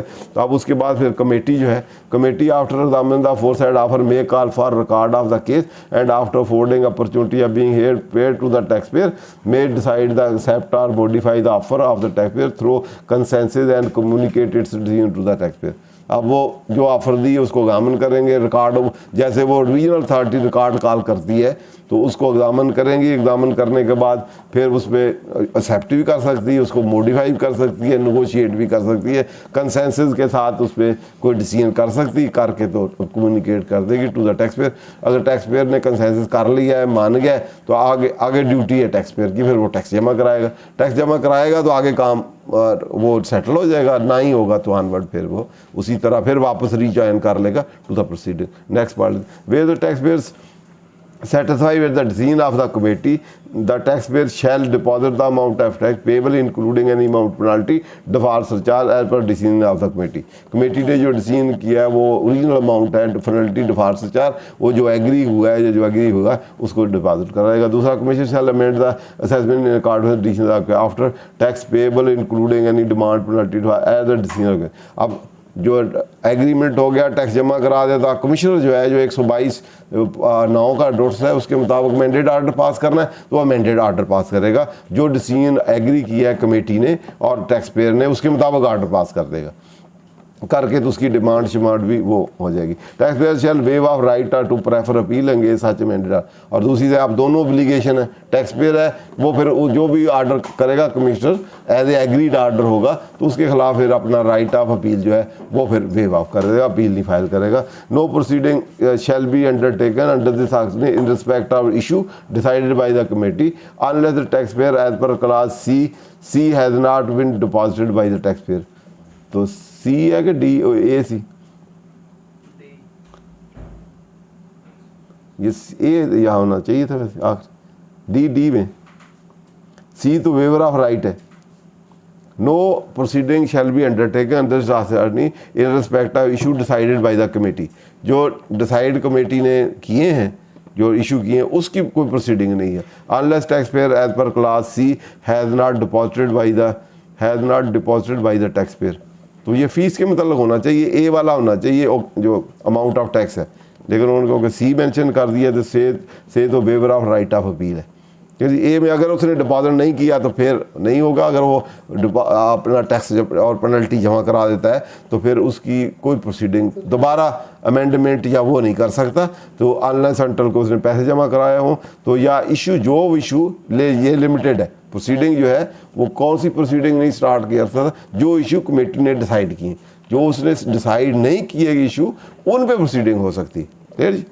जो इसमें जो issue decided by the committee, ये इंपॉर्टेंट है कि कमेटी ने जो एग्री किए हैं इशू या उस शोकाज में जो इशू थे, जो उनमें से जो सेटल किए हैं या जो वेव ऑफ किए हैं, जो उसकी सेटलमेंट है, जो इशू डिसाइड किए हैं, उन इशू की दोबारा प्रोसीडिंग कभी नहीं हो सकती क्योंकि उन पे एग्रीमेंट हुआ है। और कोई सपोज उसमें इशू नहीं था, नया इशू आ जाता है, कोई और डेफिनेट इन्फॉर्मेशन आ जाती है, तो उस सिचुएशन में वो रीओपन होके दोबारा किया हो सकता है। Where committee has not able to arrive at a consensus or where taxpayer is not satisfied with the decision of the committee, या कोई कंसेंसस में नहीं होता या कमेटी ने डिसीजन नहीं करती, the case shall be referred back to the commissioner for decision on the basis of reply of the tax in response to notice under section 3 not in the proceeding at decision नहीं of the. फिर proceeding जो है committee की proceeding ऐसे समझी जाएगी जैसे हुई नहीं, तो वहाँ से फिर रीजॉइन करेगा, रीस्टोर प्रोसीडिंग हो जाएंगी जो अमेंडेड प्रोसीडिंग 122 की है, और फिर उसी तरह कमिश्नर जो है नॉर्मल तरीके से आर्डर करेगा, अकदामन करेगा आपकी रिप्लाई और उसी तरह करके आर्डर करेगा। फिर उसी तरह आपको अपील की रेमेडी या रिवीजन जो हमने अभी डिस्कस की, अपील और रिवीजन और सारी आपको अवेलेबल है, आप वो ज्वाइन कर सकते हैं। Commissioner committee shall comprise of are the income tax having jurisdiction over the tax namely. तो कमेटी जो होगी जो जिस जुरिडिक्शन में जिस आरटीओ में वो फाल करता है उसी जुरिडिक्शन में से होगी, और वो होगी किस पे चीफ कमिश्नर उस आरटीओ का जो होगा जहां आप असेस होते हैं, और वहीं का कमिश्नर और एडिशनल कमिश्नर रेवेन्यू। तो आप जिस कमिश्नर में हैं जो आपको एडिशनल कमिश्नर लगता है और जो उनका चीफ है, तो इसकी तीनों की कमेटी बनेगी। वो कमेटी जो ओवरसाइट कमेटी उसको कहा जाए। This section shall not apply in case of, ये इंपॉर्टेंट है क्योंकि पहले मैंने कहा था कि ये एब्सोल्यूट अनफेक्टेड एग्रीमेंट नहीं है बल्कि ये कंडीशनल है, कुछ चीज़ों में है, जैसे इशू डिसाइडेड है, दूसरा कंसीलमेंट इनकम है, तो फिर ये नहीं है। The section shall not apply in case of non concealment of it or where interpreter question were having the effect of other cases. तो दो सिचुएशन ये है, एक कन्फाइंड टू इशू डिसाइडेड, दूसरा जहां आपका कंसीलमेंट है या इंटरप्रिटेशन ऑफ लॉ का मैटर है, वो दूसरों को भी अफेक्ट करता है। तो उस सिचुएशन में फिर ये कंसीलमेंट ऑफ इनकम तो बड़ी वसील है, 122 के सारे ऑर्डर इसकी बेस पे होते हैं। नहीं, कंसीलमेंट वैसे तो डिफाइंड है, सेक्शन कंसीलमेंट की डेफिनेशन देख लें, देखनी चलो जी खोलें अगले इसका, और तो सब सेक्शन नहीं था उसका, इसको मुकम्मल करके फिर उधर चलते हैं। The section shall not, the board में बेक रूल बोर्ड के रेगुलेटिंग किस तरह काम करेगी इंसिडेंटल प्रोसीडिंग में। ठीक है, वापस आए कंसीलमेंट, मोस्ट इंपॉर्टेंट है। पहले कंसीलमेंट डिफाइन नहीं था, ये 100 सेक्शन जो है पहला पुराना सेक्शन था पेनल्टी का, पेनल्टी में डिफाइंड था। ठीक है, कंसीलमेंट वर्ड अभी 182 में भी डिफाइंड है। पहले हम वहाँ देखते हैं क्योंकि पहले हमने जो वर्ड डिफाइन है डेफिनेशन को हमने देखा था कि जो वर्ड डिफाइन हो किसी सेक्शन में तो उसका scope to the extent of वो सेक्शन होता है, that is not spelled over statute. अगर डेफिनेशन के अंदर डिफाइंड हो तो उसके मीनिंग या उसका स्कोप या जो भी उसकी इंटरप्रिटेशन या उसके वर्डिंग है, मीनिंग है, वो सारे स्पेल ओवर जहाँ कहीं भी वो वर्ड यूज़ होगा उसके same meaning it will be treat same meaning all over the overall statue. जहाँ कहीं वर्ड यूज़ हुआ है उस अनलेस अनटिल उसका कंटेक्स्ट जो है सेक्शन का अदरवाइज उसको मीनिंग ना अडॉप्ट कर रहा हो, तो फिर जो वर्ड है वो वर्ड के मीनिंग से वो सेक्शन डेविएट कर सकता है। वो इसलिए कर सकता है कि ये डेफिनेशन जो है वो डायरेक्टरी होती है, मैंडेटरी नहीं होती। इसमें सबसे पहले पहली लाइन में लिखा होता है डेफिनेशन में सब्जेक्ट टू कंटेक्स्ट और सब्जेक्ट, तो पहले ही उसको मैंडेटरी के बजाय डायरेक्टरी नेचर का बनाया गया है कि ये सब्जेक्ट टू है। अगर आगे लॉ में कहीं सेक्शन में और मीनिंग है, और तरह कंटेक्स्ट में और मीनिंग अडॉप्ट किए गए हैं, तो फिर ये वो प्रीवेल करेंगे ओवर द डेफिनेशन क्लास। तो अगर वहाँ सेम मीनिंग समझे जाते हैं तो फिर ऑल ओवर द स्टैचू यही मीनिंग है। ये मिनी डिक्शनरी है, ये ऐसे समझ लें स्टैचू की मिनी अपनी एक डिक्शनरी है जिसमें पहले हर स्टैचू, फिजिकल स्टैचू और दूसरे स्टैचू भी वर्ड डिफाइन कर देते हैं ताकि मिनिमाइज जो लिटिगेशन जो है या इंटरप्रिटेशन जो है वो मिनिमम से मिनिमम हो जाए। इसलिए जितने वर्ड यूज, क्योंकि एक वर्ड के multi word colour word meaning होते हैं, तो डिफरेंट कंस्ट्रक्ट में डिफरेंट मीनिंग होते हैं। जैसे मैंने कहा था कैपिटल, तो कैपिटल बिजनेस टर्मिनोलॉजी हम बिजनेस कैपिटल कहेंगे जितनी इन्वेस्टमेंट की है, अदरवाइज आए तो हम कैपिटल भी बड़े मतलब बिग को, इस्लामाबाद कैपिटल है पाकिस्तान था, तो वो कंटेस्ट जिसमें वर्ल्ड में फ्रेज में यूज़ हुआ है उसके मुताबिक उसके मीनिंग होते हैं। तो इसलिए वहाँ जो है वर्ड हर डिफरेंट कलर शेड लेता है कंटेस्ट से, और पहले वाले वर्ड, बाद वाले वर्ड और लेटर ऑन जो है जिस कंटेस्ट में यूज है वहाँ डिफरेंट मीनिंग, एक ही वर्ड के बहुत सारे मीनिंग हो सकते हैं। तो वो देखा जाता है कौन सा उस कंटेस्ट में फिट मीनिंग बनता है और उस पॉपुलर मीनिंग क्या है उस ट्रेड में, उस फील्ड में। जैसे एक मेडिकल फील्ड है तो उसमें वही वर्ड डिफरेंट मीनिंग ले सकते हैं।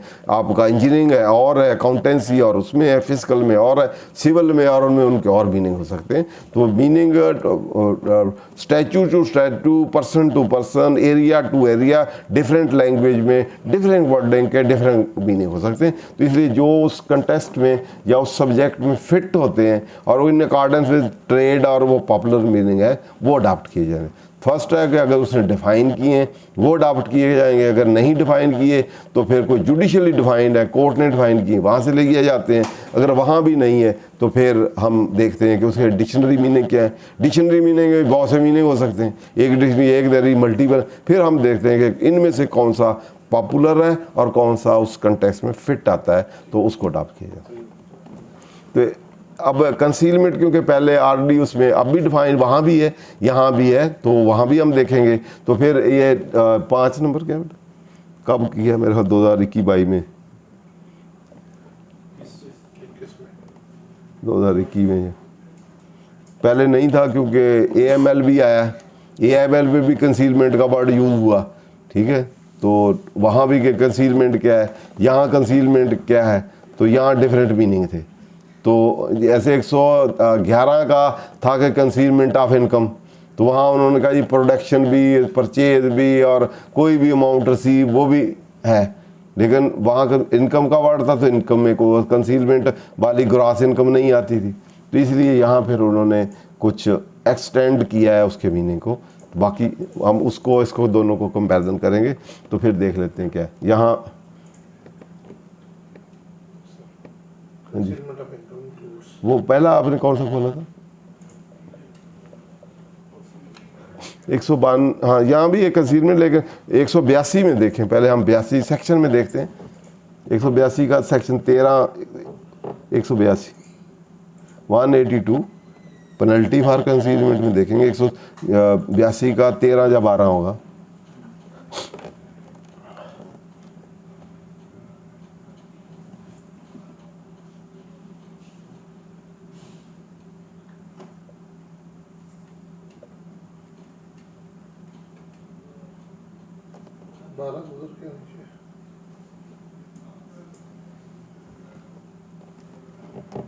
नहीं ऊपर सब क्लास जो है ये इसके अंदर ही देखिए, इसका 12-11 में देखें ना, 12 10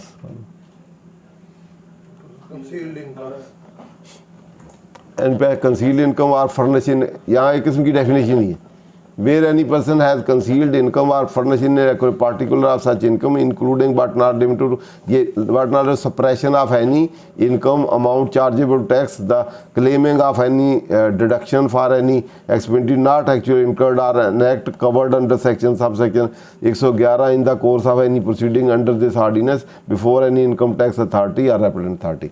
तो यहाँ पहले पुराने लॉ में इंडिपेंडेंटली कंसीलमेंट दे के उसको डिफाइन था, यहाँ उन्होंने फुली डेफिनेशन दे दी। तो इसमें हम देखें कि इसमें concealment of income has concealed income or furnish inaccurate particular, या आपने कोई इनकम कंसील हो, कंसील मीन कोई चीज़ आपने सप्रेस की हो, हाइड की हो, इनकम हो और आपने हाइड की हो, या कोई इनकम के रिलेटेड पार्टिकुलर रिकॉर्ड जो है आपने गलत मेंशन की हो, प्रॉपर्टी और हो आपके पार्टिकुलर और दो, या आपने कोई एग्जम्पशन सप्रेशन ऑफ, जिसमें सप्रेशन ऑफ इनकम है, कम किया है उसको, अमाउंट चार्जेबल टैक्स जो है उसको कम किया है, या कोई क्लेम किया है, डिडक्शन आपने क्लेम की है जो कि अदरवाइज एडमिसिबल नहीं है, या आपने एग्जम्पशन क्लेम की, एग्जम्पशन है पहले में एग्जम्पन भी थी, for any not actually incur act या सेक्शन 13 में in the course of any producing and before any income tax authority or the appellant authority, जिसमें एग्जम्पशन नहीं है, ठीक है। तो पहले एग्जम्पशन भी था, तो अब हम उसको देखते हैं जो अगले है उसके आगे उधर। However, no penalty shall be payable where disallowing of claim of exemption from tax or income amount declared by birth, where disallowance of expenditure declared by, where वैसे claim exemption की एक्चुअल बनती है, डेलिब्रेट नहीं है, मिंजरिया नहीं है, एक्टरिया नहीं है, बिलफुल नहीं है, तो उस पर नहीं लगेगी मेयर क्लेम की वजह से नहीं, कि डिसअलाउ हो गया तो जहाँ भी एग्जम्पशन डिसअलाउ हुई या आपका एक्सपेंडिचर डिसअलाउ हुआ तो पेनल्टी लगा दी जाएगी। Deliberately, wilfully, intentionally, guilty mind के साथ to save the taxes or रवी for cause revision loss to the revenue होगा, तो उस सिचुएशन में वो होगी। तो ये यहाँ डिफाइन थी पहले, तो अब हम इसको यहाँ से उठा के यहाँ भी और वहाँ भी, यहाँ ब्रॉडर डेफिनेशन है। अब यहाँ क्या, कंसीलमेंट ऑफ इनकम इंक्लूड्स, तो पहली बात है कि कंसीलमेंट ऑफ इनकम को डिफाइन नहीं है, जहाँ इंक्लूड कहते हैं तो इंक्लूड में ये चीज़ शामिल है, वैसे कंसीलमेंट की जो एक्चुअल डिक्शनरी मीनिंग है वो है, या जुडिशली डिफाइंड है वो है। कंसील से मुराद हाइड करना, कोई चीज़ छुपाना, ठीक है ना, जो कि आप लायबल टू डिस्क्लोज हैं, या अनडिस्क्लोज करना जो कि you are liable to disclose और उसको हाइड कर लें, छुपा लें, तो वो वाली कंसीलमेंट होगी। और कंसीलमेंट का वर्ड इटसेल्फ जो है ये डेलिबरेट से तल्लुक़ रखता है कि कंसीलमेंट आप डेलिबरेटली, विलफुली, इंटेंशनली, अनइंटेंशनली होगी तो वो कंसीलमेंट नहीं हो, मिस्टेक होगी। मिस्टेक और कंसीलमेंट के क्या डिफरेंस हुआ कि कंसीलमेंट आप डेलिबरेटली, विलफुली, जानबूझ के कर रहे हैं, सारी मिसरिप्रेजेंट, मिसरिपोर्ट कर रहे हैं, और वो जो के और कर रहे हैं उसका पर्पस भी है to cause loss to the revenue, और आप एविजन ऑफ टैक्स के लिए कर रहे हैं। तो विलफुली और डेलिबरेटली, इंटेंशनली, ये अगर गिल्टी माइंड इंटेंशन है, मिंजरी एक्टरी है जिसको हम कहते हैं, तो वो अगर उससे आप कंसील करते हैं, उससे चीज़ छुपाते हैं, तो फिर कंसीलमेंट होगी। अगर ड्यू टू मिस्टेक कोई कागज़ नहीं मिला या अदरवाइज मिस्टेक से वो आपने प्रूव करना है, कंसीलमेंट उन्होंने प्रूव करना है, मिस्टेक आपके पार्ट होती है। कंसीलमेंट में बर्डन ऑफ प्रूफ या स्टैंडर्ड ऑफ प्रूफ जो है हैवी होता है, और डिपार्टमेंट ने प्रूव करना होता है कि आप गिल्ट माइंड हो। तो कंसीलमेंट का वर्ड इटसेल्फ ही डेलिबरेट, इंटेंशन, मैनरिया, गिल्टरिया, जो एक्टसरिया या वो है गिल्टी माइंड जो है वो इंटेंशन पे डिपेंड करता है, और हाइड करता है टू सेव या cause loss to the revenue या विजन ऑफ टैक्सेस। तो पहले वर्ड कंसीलमेंट इटसेल्फ जो है, अगर इसको हम ब्लैक लॉ डिक्शनरी में कहीं और भी आप खोल के देखेंगे, वैसे आजकल तो मोबाइल है, इसमें अभी डालें लीगल डेफिनेशन, तो आपको वो कंसीलमेंट की कई ये सारी चीज़ें बातें बता देगा कि डेलिबरेटली, विलफुली, इंटेंशनली, हाइड करना, कोई चीज़ छुपाना, अनडिस्क्लोज करना, वो सारी चीज़ें। आजकल तो कोई भी वर्ड देखना है, अगर इजी है सारे स्टैच्यू जो है, अगर आप थोड़ी सी सर्च वर्क जो है, सर्च इंजन का आपके पास थोड़ा आपको पता हो, तो मोबाइल पे आप डालें अभी, तो कोई भी वर्ड दें, ब्लैक लॉ डिक्शनरी, फलां इंडियन, पाकिस्तानी, UK, USA, सारी आपको दे दे, उसका लीगल डेफिनेशन या जुडिशल डेफिनेशन आप किसी वर्ड की भी देखें, आजकल बहुत ईजी है। वहाँ से आप केस लॉ भी मिल जाएंगे, इंडियन भी, यूके, यूएस से सारे मिल जाएंगे, 1 मिनट में मिल जाएंगे। तो आप इतना मर्जी मटीरियल इकट्ठा कर लें, एक एक वर्ड पे आप सप्रेशन देखें तो उसके भी मिल जाएंगे। इसलिए आप बहुत ईजी है, आप अगर थोड़ा सा आप माइंड अप्लाई करें तो वहाँ से यहाँ भी मिल जाते हैं, लेकिन ना भी मिले तो वहाँ से तो आपको मिल जाते हैं। डिक्शनरी, ब्लैक लॉ डिक्शनरी देते हैं, वहाँ कंसीलमेंट के, यूके, यूएसए के पता नहीं कितने केस होंगे। तो इसलिए फंडामेंटल आप 1 मिनट में वहाँ से ढूंढ सकते हैं। तो कंसीलमेंट ऑफ इनकम के डिफाइन भी है इधर सेक्शन में। मेरा वही सवाल, इसको मुकम्मल करें फिर सवाल। हाँ, फिर suppression of any item of receipt liable to tax in the whole or in part or failure to disclaim income chargeable tax. तो पहले suppression of item of receipt है, तो पहले उधर इनकम थी, अब इंडिविजुअल ट्रांजैक्शन की बात हो गई यहाँ, ठीक है ना। उसको कवर अप करने की सप्रेशन ऑफ एनी आइटम, मतलब कोई भी ट्रांजैक्शन आपने किया है, आइटम ऑफ रिसीट है, तो उस डेफिनेशन में रिसीट नहीं, वहाँ पहले वाली डेफिनेशन जो थी वो सप्रेशन या कंसीलमेंट ऑफ इनकम थी। इनकम जो है वो ग्रास नहीं थी, वहाँ प्रॉफिट गेन जो वो वाले आते थे, तो या net income chargeable to tax आती थी। यहाँ उन्होंने आइटम ऑफ रिसीट कह दिया है, तो आइटम ऑफ रिसीट तो जो ग्रास आपके जो कहते हैं कि प्रोडक्शन सेल जो है वो सेल को भी यहाँ उन्होंने एज ए कंसीलमेंट में ग्रॉस उसको 111 के सब मुताबिक करने के लिए इसको भी उसमें उसके मुताबिक कर दिया। तो separation of any item of receipt liable to tax, लेकिन साथ लायबल टू टैक्स होना जरूरी, in whole or in part or failure to disclose income charges. ये वाली इनकम चार्जेबल टू टैक्स है। चार्जेबल टू इनकम कैसे, वो हम डिटरमिन करते हैं हर सेक्शन में अलग-अलग। Income salary income chargeable to tax अलग की जाती है, प्रॉपर्टी आफ्टर डिडक्शन और एक्सपेंस। इसी तरह फिर वो जो है income from business, capital gain, other source, अलग-अलग डिटर्मिनेशन उस सेक्शन में होती है। वो जो चार्जेबल टैक्स होगी, और आइटम ऑफ रिसीट का कोई ट्रांजैक्शन भी हो सकता है। तो पहला। दूसरा, क्लेमिंग एनी डिडक्शन और any expenditure not actually incurred. तो कोई आप क्लेम करें डिडक्शन का या एक्सपेंडिचर का जो एक्चुअली आपने इनकर ना किया हो, वो भी कंसील करें, डेलिबरेटली विलफुली करें, तो फिर उसी चीज़। और act refer to in section 111। तो 111 में पहला है आपका credit found in the record, दूसरा है आपका इन्वेस्टमेंट और प्रॉपर्टी मनी आर्टिकल, तीसरा है एक्सपेंडिचर अनएक्सप्लेन्ड है, चौथा आपका वही प्रोडक्शन है, रिसीट है और सेल है वो वाला। तो वो चारों के चार है। इसके बाद भी के पास क्लेमिंग ऑफ इनकम और रिसीट एग्जाम्प्ट वाली भी विच इज अदरवाइज टैक्सेबल, ठीक है। उसमें नहीं था एग्जाम्पशन, वहाँ आगे था, तो यहाँ आप एग्जाम्पशन क्लेम करते हैं तो वो अदरवाइज नहीं है। तो ये मोस्ट इंपॉर्टेंट है एक्सप्लेनेशन, ठीक है। इसमें सारा कुछ the removal of doubt it is clarified none of the aforesaid act would constitute concealment of income unless it is proved that taxpayer has knowingly and willfully committed। तो concealment वार्डर word में है कि knowingly आपके full faculty of knowledge हो, तो उसके साथ आप करें, और विलफुली दोनों वर्ड यूज हैं, नोइंगली एंड विलफुली। तो कोई विलफुली एंड नोइंगली आपने आइटम ऑफ रिसीट कंसील किए, हाइड किए हैं, या इनकम चार्जेबल टू टैक्स की है, या आपने डिडक्शन कोई क्लेम की है नोइंगली एंड विलफुली जो कि एडमिसिबल नहीं थी, या आपने एग्जाम्पशन क्लेम की है जो नोइंगली एंड विलफुली जो आपका इनएडमिसिबल थी, या वो एक्ट जो है आपने टैक्स क्रेडिट अनएक्सप्लेन्ड जो है वो क्लेम किए हैं, या इन्वेस्टमेंट या मनी आर्टिकल या आपका मनी आर्टिकल या आपकी एक्सपेंडिचर या आपके वो प्रोडक्शन और आपकी sale receipt etcetera knowingly and wilfully आपने कंसील की हैं, तो इन दैट सिचुएशन फिर ये अट्रैक्टिव होगी। अगर आप ये प्रूव किसने करना है कि knowingly and wilfully tax payer की, ये भी डिपार्टमेंट किस पे, डिपार्टमेंट पे, फिर ये कंसीलमेंट एस्टेब्लिश होगी। अदरवाइज उनका काम है एस्टेब्लिश। अगर डाउटफुल है तो आपकी फेवर में होगा, बियॉन्ड रीजनेबल डाउट या वो बिल्कुल ही नहीं एस्टेब्लिश करते तो फिर आपकी फेवर में डिसाइड होगा, फिर वो कंसीलमेंट नहीं चाहिए जाएगी, जर्नल मिस्टेक या वो वाला जो है वो लगेंगी, फिर प्रोसिक्यूशन या दूसरी पेनल्टी है वो आपकी वेव हो सकती है। दूसरा वहाँ जो हमने अभी पढ़ा है वो है ड्यूरिंग द प्रोसीडिंग, कि जब प्रोसीडिंग चल रही हो वहाँ अभी हमने ड्यूरिंग द प्रोसीडिंग कोई और टैक्सेशन ऑफिसर जो है वो डिस्कवर करे कि आपने कोई कंसील की है तो उस सिचुएशन में वो ऑर्डर के अंदर भी उसको रिकॉर्ड करेगा। इसमें नहीं है, वो उसके 182 में जहाँ कंसीलमेंट की पेनल्टी देखनी उसमें था।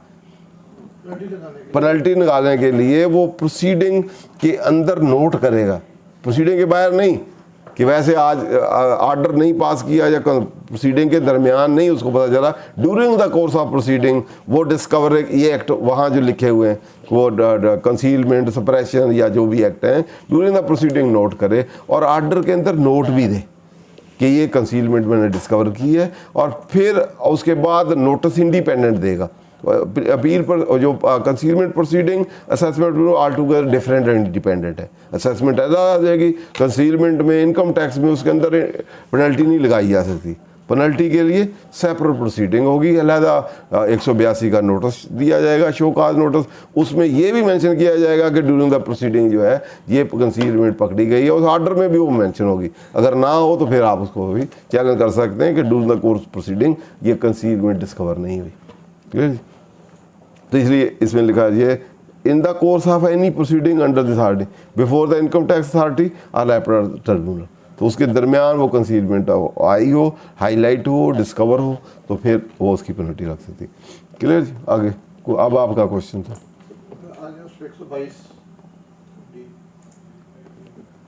इसमें मेरा था कि चूंकि वो खैर वहाँ पे क्लियर हो गया अब नोइंगली और विलफुली वाला, अदरवाइज अगर कंसीलमेंट ऑफ इनकम और क्वेश्चन ऑफ लॉ निकाल दे तो वो तो अमेंडमेंट में बचता ही कुछ नहीं है।